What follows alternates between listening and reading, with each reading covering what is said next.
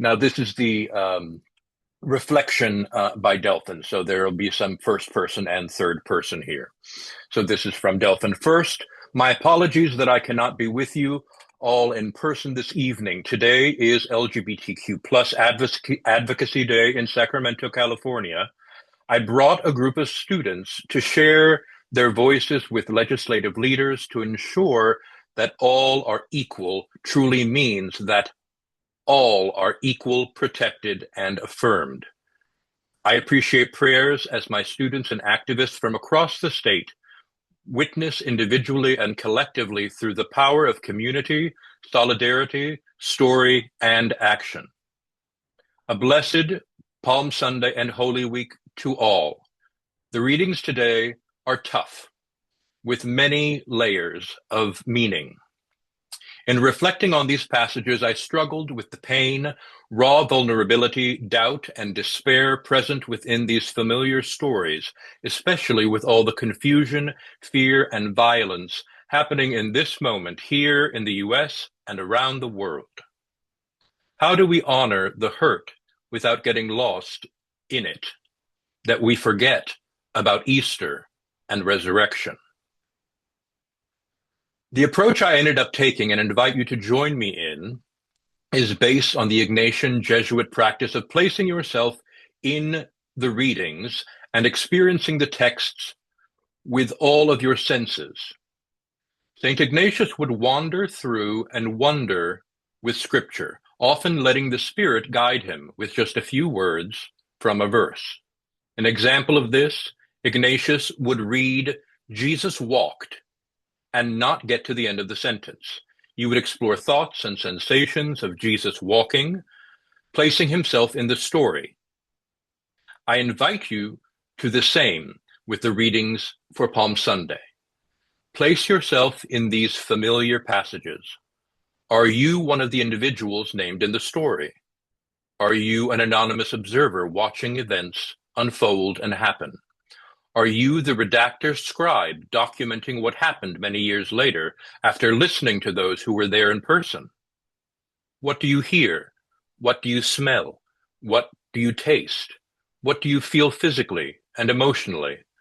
What sensations do you experience? I share a mixture of my own thoughts and questions to serve as a starting point, trusting that the Spirit will guide you in the directions you need to travel as we enter into Holy Week. After singing a hymn, they went to the Mount of Olives. What hymn did they sing? I'm reminded of an image of the Reverend Dr. Martin Luther King Jr. at the National Civil Rights Museum in Memphis, Tennessee.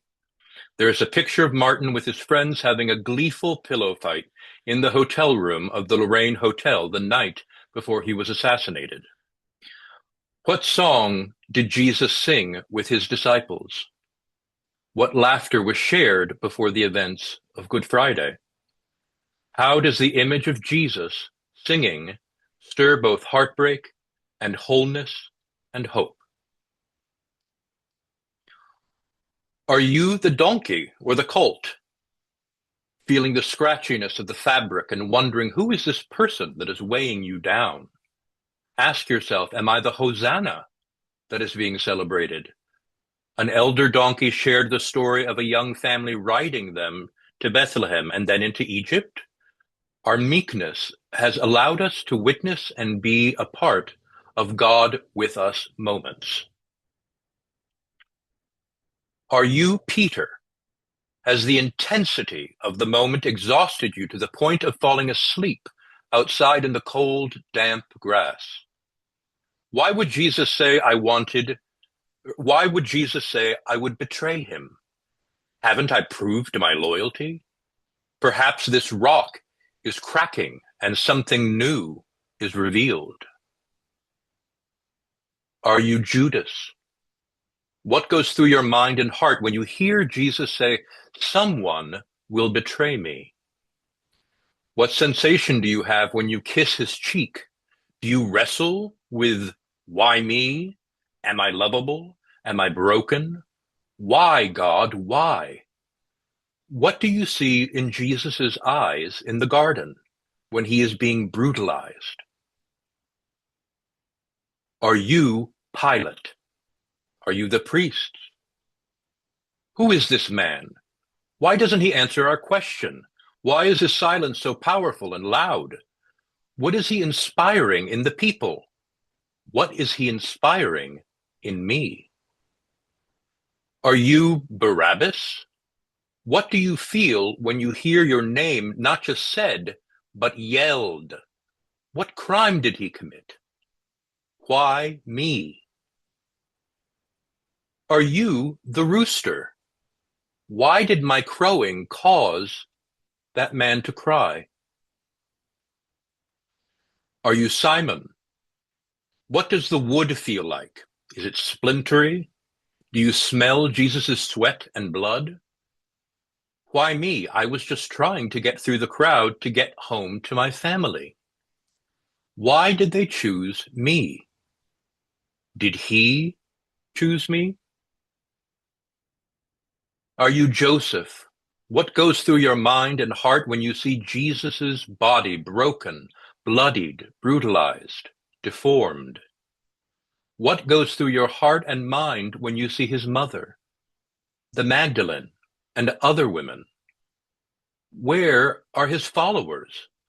I can at least give him a space to lie down, much like my cousin did in Bethlehem when he offered his parents a cave and some hay. Are you one of the Marys? What goes through your heart and mind when you see his other followers scatter in fear? You are angry, confused, frightened, and yet the Spirit keeps you going and you wait by the tomb. What keeps you there waiting and hoping? What are you waiting for? Will our community survive this moment? Are you Mary, Mother of Jesus? I'm not mentioned in this version of the story. Why is this happening to my baby boy? Is this what they meant, that a sword will pierce my heart?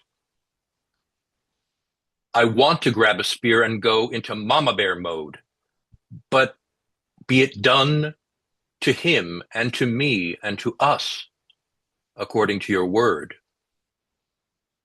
What does that even mean? Why me? Why him? This can't be what the angel meant, can it? Are you the centurion soldier that goes through your mind and heart when you behold the man who cured your partner with some much tender care? What is happening? Why am I following orders I don't agree with? What can I do? Can I use my position to spark change? Are you a person in the crowd? Are you in the crowd when Jesus rides on a donkey surrounded by joy, music, and celebration? Are you in the crowd when others call out Barabbas? Whose name do you cry out? Are you in the crowd when you recognize Peter and his other followers? What goes through your heart and mind when you hear them deny knowing me? Are they scared the same fate will fall on them? Will it? Will it fall on me? Are you in the crowd seeing Jesus struggle and fall under the weight of the wood? What goes through your heart and mind when you see him keep going? Are you Jesus, bruised, bloodied, spat upon, rejected, humiliated, isolated, lied about? Do you ask yourself, why me? Do you ask yourself, why not me?